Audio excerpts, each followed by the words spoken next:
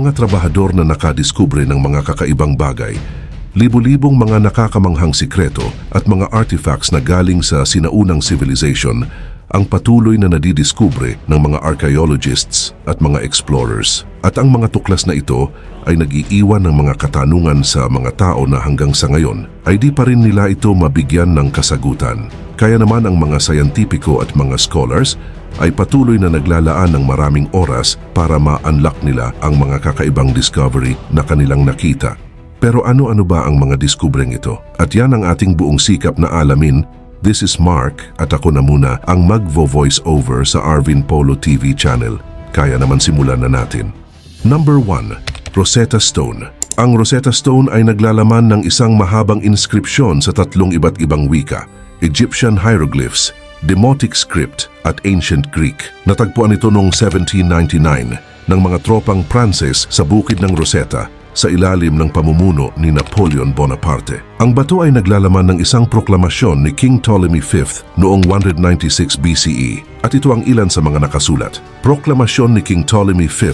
Ang pangunahing bahagi ng teksto ay isang proklamasyon ni King Ptolemy V, isang leader ng Ptolemaic dynasty sa Egypt. Ipinapahayag niya din dito ang kanyang tagumpay sa mga laban at ang kanyang mga patakaran sa pamahalaan. At dagdag pa, nakasaad din dito ang pagbibigay galang ni King Ptolemy V sa kanyang mga magulang na sina Ptolemy IV at Queen Arsinoe III. At karaniwan sa mga inskripsyon ng mga leader sa Egypt noong panahon ng Ptolemaic dynasty ay pagpapakita talaga ng pagkilala sa mga naunang pinuno. At bukod pa, heto pa ang mga nakalagay sa bato, multilingual na teksto.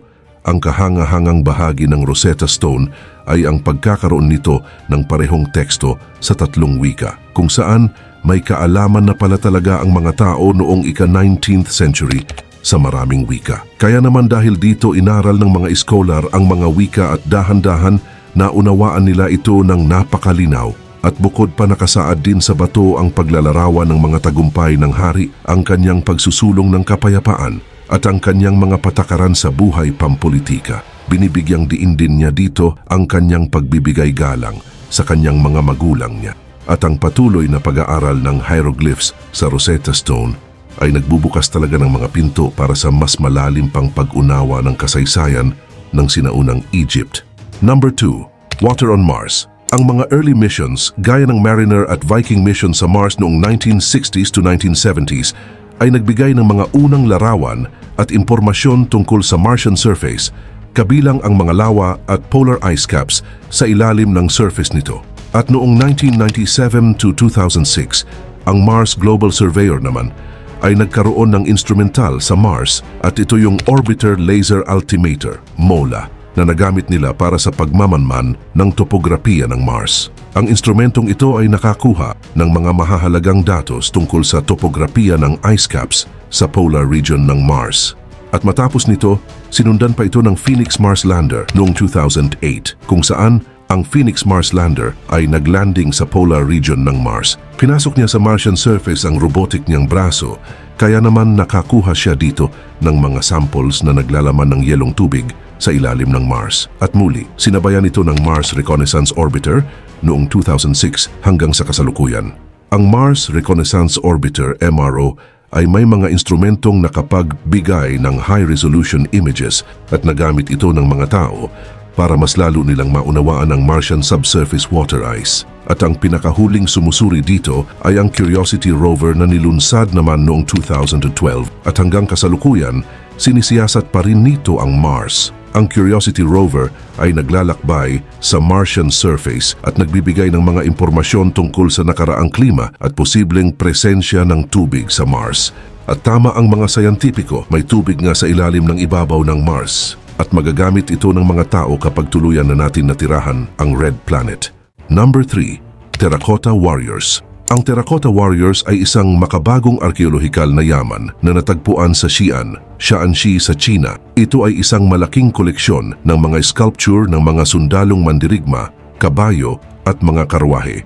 Ang Terracotta Warriors ay bahagi ng libingan ni Qin Shi Huang, ang unang emperador ng Qin Dynasty ng China na namatay noong 210 BCE. Ang sculpture ng mga sundalong mandirigma ay naglalarawan ng militar na puwersa ng unang emperador. May iba't ibang uri ng mga sundalong mandirigma at ang bawat isa ay may natatanging itsura, damit at posisyon. Tinatayang mayroong mahigit sa 8,000 mga sundalong mandirigma ang natagpuan sa iba't ibang bahagi ng kanyang libingan.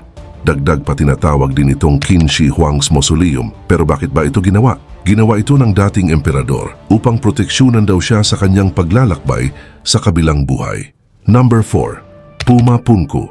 Ang Puma Punku ay isang arkeolohikal na lugar na matatagpuan sa Tiwanaku, isang sinaunang lungsod sa bulubunduking rehiyon ng Bolivia, malapit sa kahabaan ng Lake Titicaca. Isa itong bahagi ng malaking kompleks ng Tiwanaku, isang kabihas ng umusbong sa Timog Amerika noong mga unang milenyo BCE at CE. Ang Puma Punku ay kilala din sa kanyang mga malalaking bloke ng bato na may kakaibang pagkakasunod-sunod na putol. Ang kahangahangang kahusayan ng konstruksyon nito, kasama ang malalaking bloke ng andesite at diorite na maingat na nililok at isinaayos, ay ito'y nagpapahiwatig ng mataas na antas ng sining sa arkitektura ng sinaunang kabihasnan ng Tiwanaku. May ilang teorya at mga palagay tungkol sa orihinal na layunin ng Puma Punku. Ang ilan ay naniniwala na ito ay isang bahagi ng isang templo o pambansang sentro, samantalang ang iba naman ay nagmumungkahi na ito ay isang puok para sa pagmimina upang ekonomiyang gawain.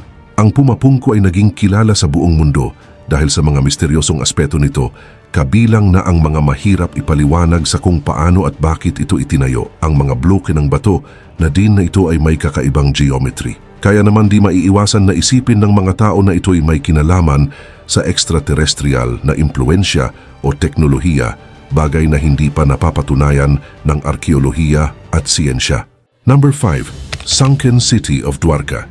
Ang Sunken City of Dwarka ay isang sinaunang lungsod na ayon sa mitolohiyang Hindu, itinayo ni Lord Krishna. Matatagpuan ito sa baybayin ng Dwarka sa estado ng Gujarat, India. Ang mga kahulugan ng mga teksto at mitolohiya ay naglalarawan ng isang kaharian na umusbong sa pamumuno ni Krishna. Sa mga teksto ng Hinduism, partikular na sa Mahabharata at ang Puranas, inilarawan ang Dwarka bilang isang maunlad at high-tech na kaharian na may mataas na antas ng arkitektura at teknolohiya.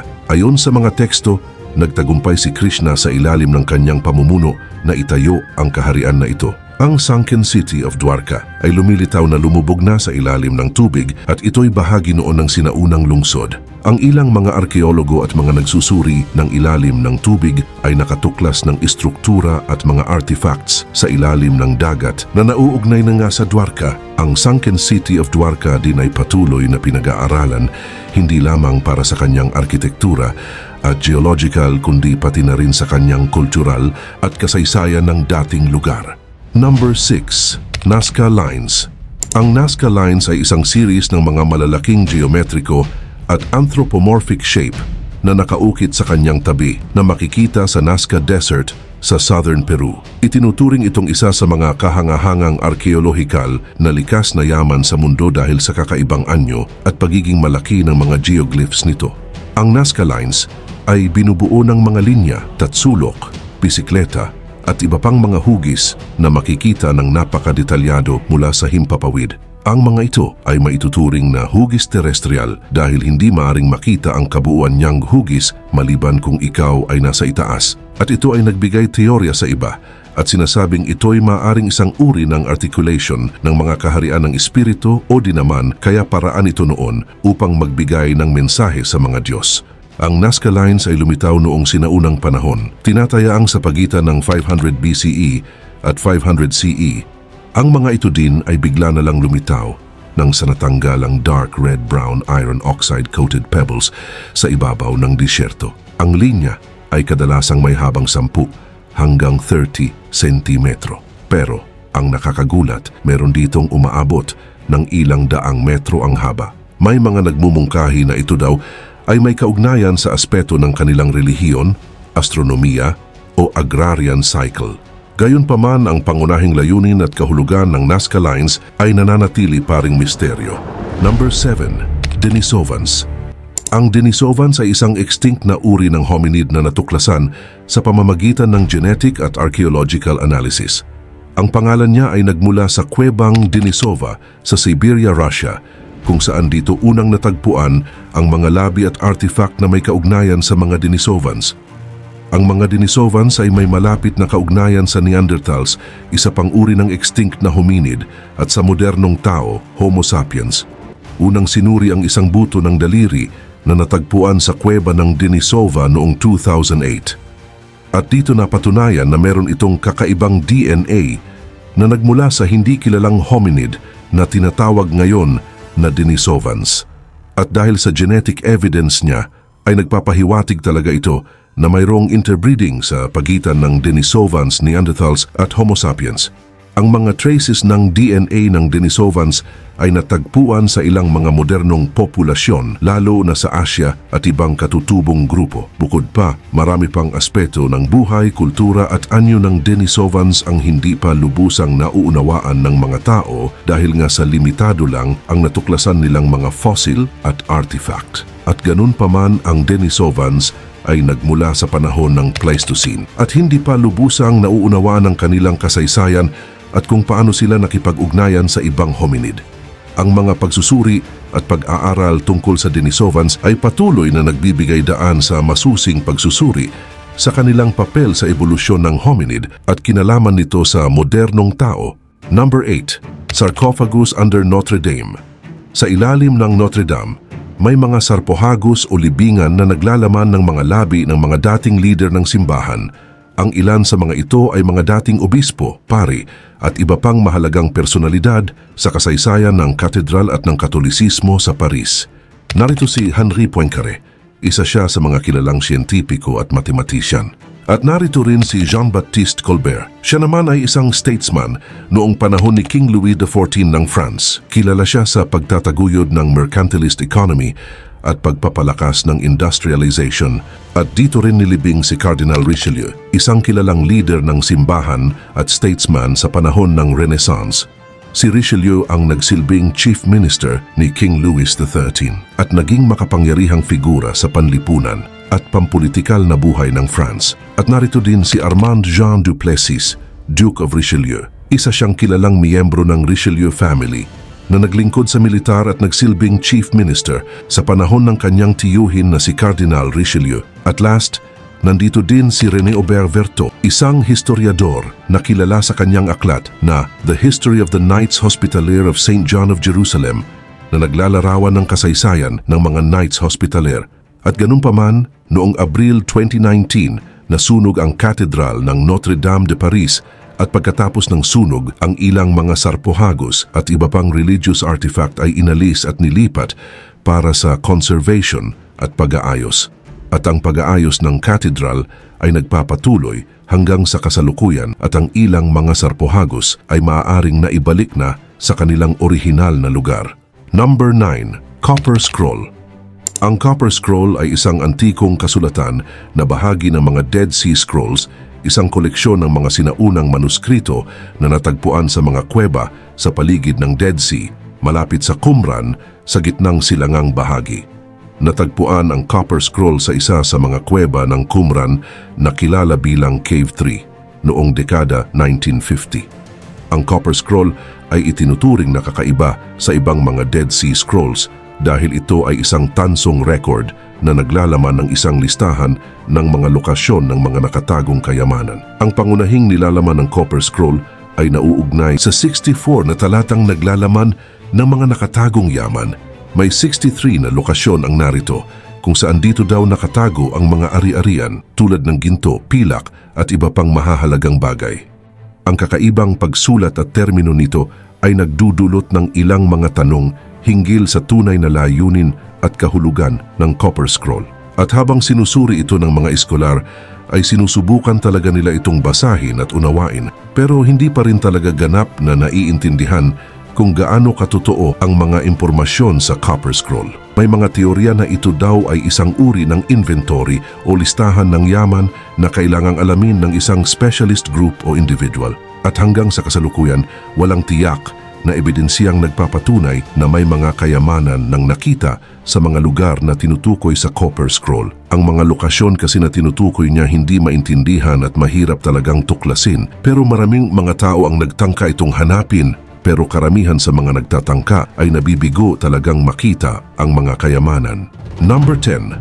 Signs in Creswell Crags.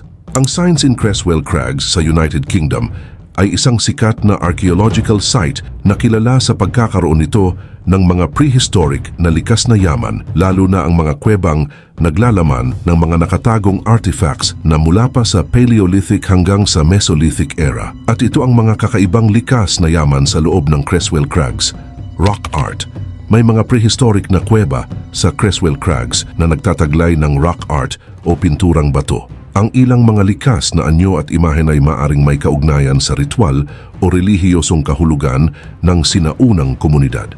Archaeological finds, ang mga kuweba din sa Creswell Crags ay naglalaman ng iba't ibang artifact mula sa iba't ibang stages of prehistory, gaya ng mga kagamitan, weapon at iba pang mga bagay. Cave artifacts. Nakita rin sa mga kuweba ang ilang mga prehistoric na artifacts na nagpapakita ng dating pamumuhay at kultura ng mga sinaunang taong tumira dito noon.